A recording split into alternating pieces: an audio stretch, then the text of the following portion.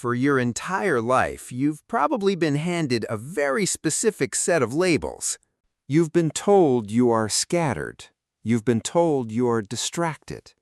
People, maybe even doctors, teachers, or your own parents, have looked at your life, seeing the endless shifting of your interests, and told you that you just need to pick a lane. Many of you watching this have been handed a clinical diagnosis. You've been told you have ADHD, but there is a quiet, gnawing paradox inside you. Because when you were deep in that so-called distraction, when you were jumping from a documentary on medieval architecture,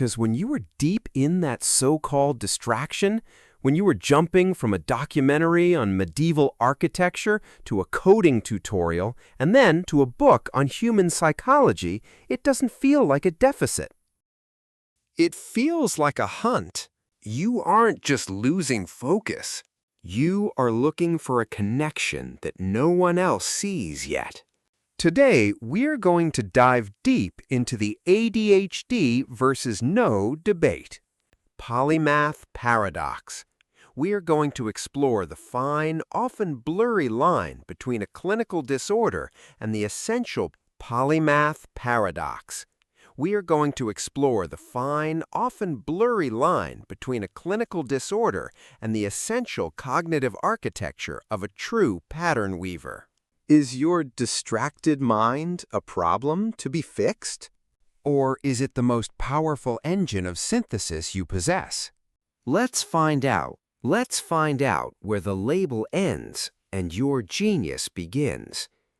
If you look at them purely from the outside, the ADHD brain and the polymath mind look practically identical. Starting 20 ambitious projects and only finishing 2? Check. Having 50 browser tabs open and surprisingly knowing exactly what's in 48 of them? Check.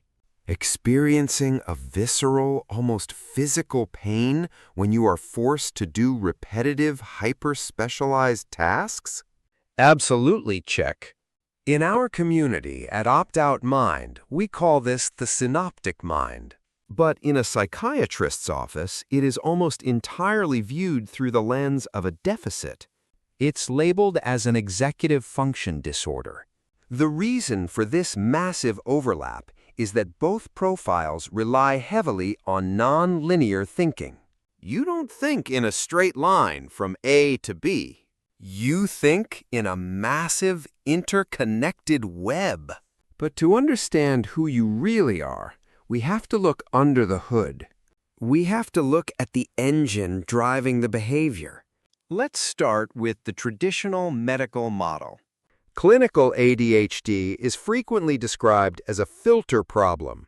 Most people moving through the world have a thick cognitive filter.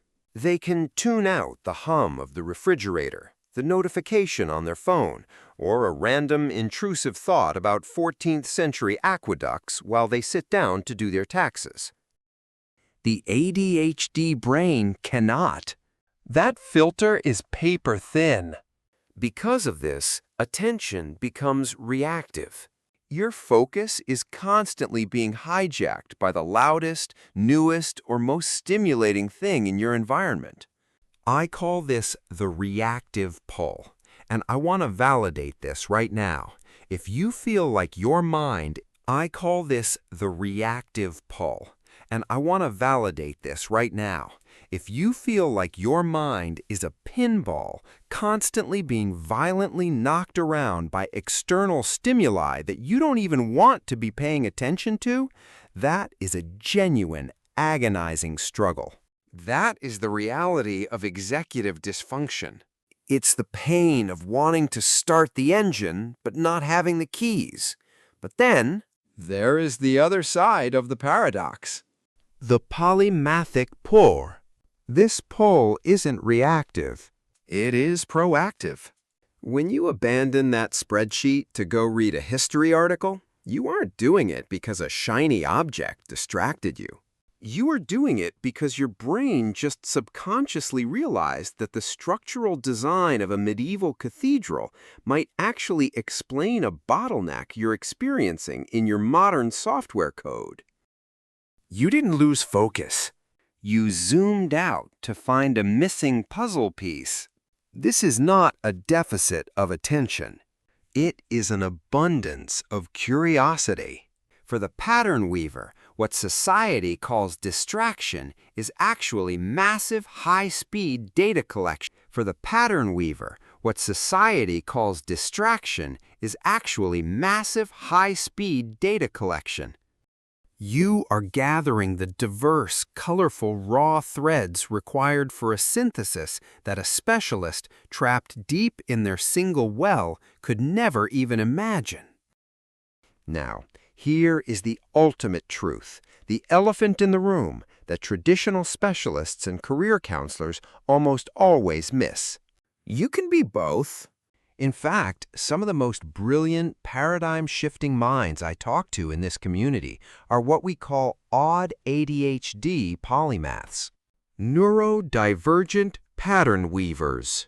Think about historical figures like Leonardo da Vinci or Ada Lovelace. Da Vinci was notoriously scattered. He abandoned world-class paintings to study the flight of birds. Da Vinci was notoriously scattered.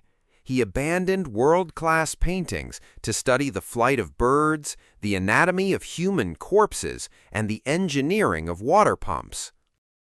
His contemporaries probably thought he lacked discipline.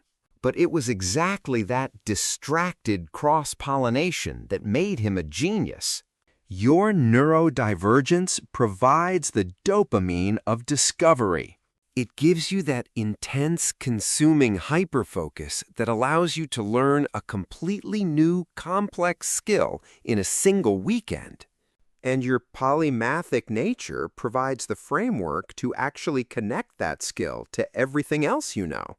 The deep paradox is that what you call a disorder could actually be the very cognitive structure that enables your distinctive pattern-weaving ability. Without that thin filter, you wouldn't let in enough worldly data to see the dots in the first place.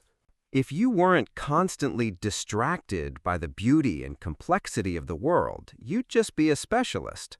And for a mind like yours, being a specialist would be a tragedy. So, how do you manage this?